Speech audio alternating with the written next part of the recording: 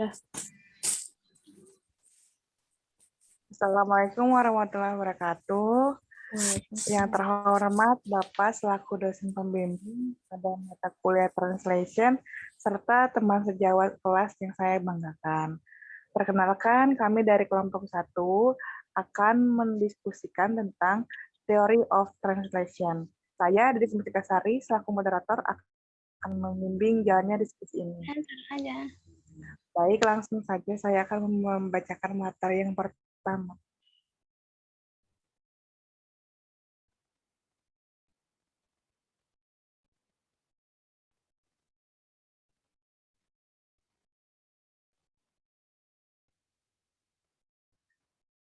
Penerjemah sebagai aktivitas keseharian dalam kehidupan kegiatan terjemahannya. Pada dasarnya merupakan hal yang sering dilakukan dan ditemukan dalam keseharian, baik di dalam keluarga maupun di dalam kehidupan sehari-hari. Next. Kegiatan penerjemahan sebagai tindak komunikatif juga ditemukan melalui media, misalnya media televisi, program acara televisi berupa tayangan film asing, atau Hollywood, yang disajikan oleh berbagai stasiun televisi. Swasta juga merupakan salah satu aktivitas penerjemah dalam keluarga. Tentunya cerita dari film-film berbahasa asing yang ditayangkan. Next. Ada beberapa definisi penerjemahan yang dikemukakan oleh beberapa tokoh.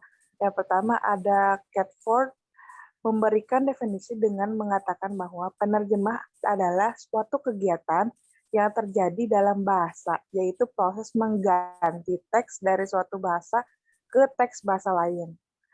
Membedakan pergeseran dalam penerjemah ke dalam dua jenis sebagai berikut adalah next.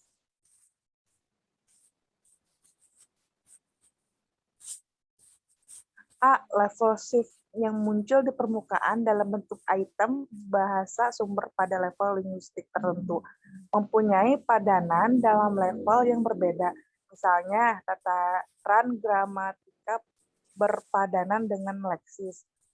Yang B, kategori shift, yaitu suatu istilah generik yang mengacu pada pergeseran yang mencakup structure shift, class shift, unit shift, dan intrasystem shift, mengatakan bahwa definisi ini menitik beratkan pada bagaimana menemukan padanan yang paling dekat dengan bahasa penerima terhadap bahasa sumber, baik dalam hal makna maupun gaya bahasanya.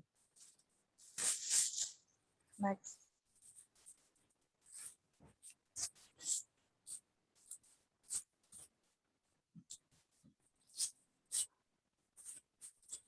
Larson memberikan definisi penerjemah dengan mengatakan bahwa penerjemahan berarti mengungkapkan kembali makna yang sama dengan menggunakan leksikon dengan struktur gramatikal yang sesuai dalam bahasa sasaran dan konteks budayanya.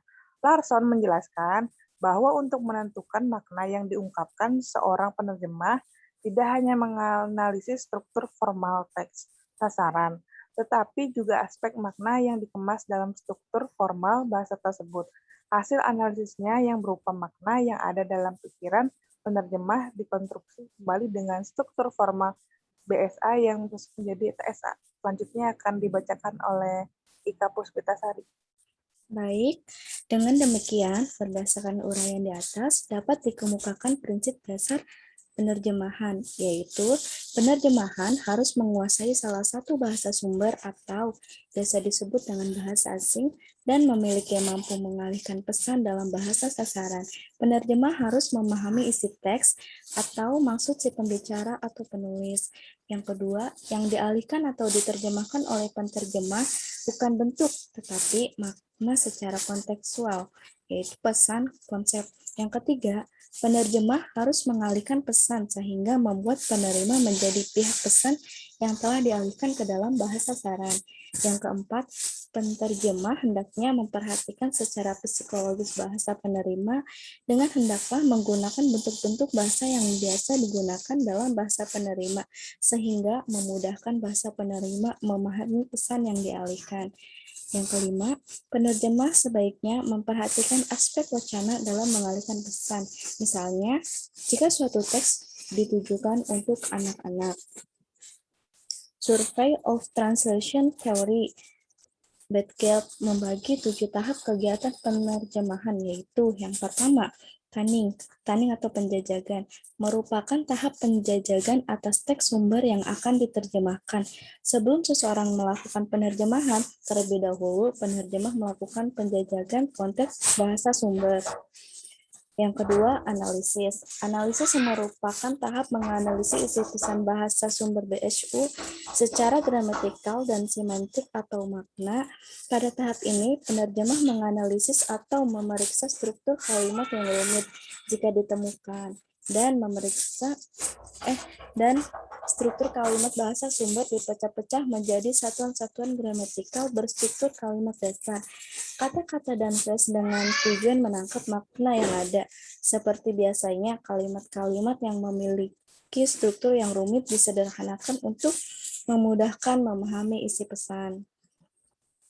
Yang ketiga, understanding atau pemahaman merupakan tahap pembacaan dan pemahaman teks bahasa sumber. Dalam tahap ini, seseorang penerjemah harus menguraikan tiap-tiap kalimat dalam bahasa sumbernya ke dalam satuan-satuan berupa kata-kata atau phrase-phrase. Kemudian menentukan hubungan sintaksis antara berbagai unsur kalimat tersebut. Selanjutnya dibacakan oleh Kasri.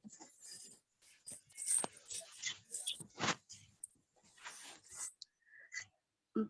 Terminologi. Terminologi atau peristilahan. Dalam tahap ini, penerjemah memikirkan pengungkapan terjemahan ke dalam bahasa sasaran, terutama berfokus pada menemukan istilah-istilah ungkapan-ungkapan yang tepat, cermat, dan selaras dalam bahasa sasaran.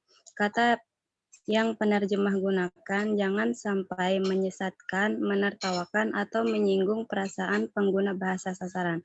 Penerjemah dalam tahap ini dilakukan dengan model penerjemahan nomenklatif. 5. Restructuring atau perakitan. Dalam tahap ini, penerjemah menyusun kembali semua yang sudah dirancang, disesuaikan, dan diselaraskan dengan bahasa sasaran. Penerjemah diharapkan untuk mengikuti gaya bahasa pengarang. Jika pengarang dalam karangan aslinya menggunakan gaya realis, maka penerjemah harus menggunakan gaya realis dalam terjemahannya. Kesesuaian gaya ini sangat berpengaruh terhadap mutu terjemahannya. Dalam tahap ini, model penerjemahan yang digunakan antara lain A. Model modulasi, B. Model generatif, C. Model integral. Yang keenam, checking atau pengecekan. Dalam tahap ini, penerjemah memeriksa kembali hasil terjemahan pertama dalam draft pertama. Penerjemah menandai kesalahan-kesalahan pada bagian-bagian terjemahan, kesalahan dalam penulisan kata, pemakaian tanda baca, dan susunan-susunan kalimatnya untuk menghasilkan kalimat yang efektif. Dalam mengecek terjemahan, ada 2 model penerjemahan yang dianjurkan, yaitu model normatif, model pengecekan 3 tahap. Yang ketujuh, discussion atau pembicaraan. Dalam tahap akhir dari penerjemahan naskah ini, penerjemah mendiskusikan dengan orang lain mengenai hasil terjemahan, baik menyangkut isi maupun menyangkut bahasa terjemahannya. Dalam hal ini disarankan untuk tidak melibatkan terlalu banyak orang, cukup beberapa orang yang berkompeten saja, untuk menghindari perusakan. Dengan terlalu banyak masukan yang membuat bingung, tahap ini sebaiknya dilakukan dengan model interaktif. Kesimpulan. Jadi, metode terjemahan sangat mempengaruhi hasil terjemahan. Artinya, hasil penerjemahan teks sangat ditentukan oleh metode penerjemahan, karena maksud, tujuan, kehendak penerjemahan akan berpengaruh terhadap hasil terjemahan. Teks secara keseluruhan. 1. Penerjemahan kata demi kata. Dalam metode penerjemahan kata demi kata, word for word. Dalam translation, biasanya kata-kata TSA langsung diletakkan di bawah versi TSU atau disebut dengan interlinear translation. Metode penerjemahan ini sangat terikat pada tataran kata BSU dalam BSA. Susunan kata dalam kalimat penerjemahan sama persis dengan susunan kata dalam kalimat BSU. Setiap kata diterjemahkan satu susunan kata dalam kalimat BSU. Setiap kata diterjemahkan satu-satu berdasarkan makna umum di luar konteks, sedangkan kata-kata yang berkaitan dengan budaya diterjemahkan secara harfiah. Baik teman-teman, kami sudah memaparkan isi materinya. Mohon maaf jika ada salah kata. Wassalamualaikum warahmatullahi wabarakatuh. Waalaikumsalam warahmatullahi wabarakatuh.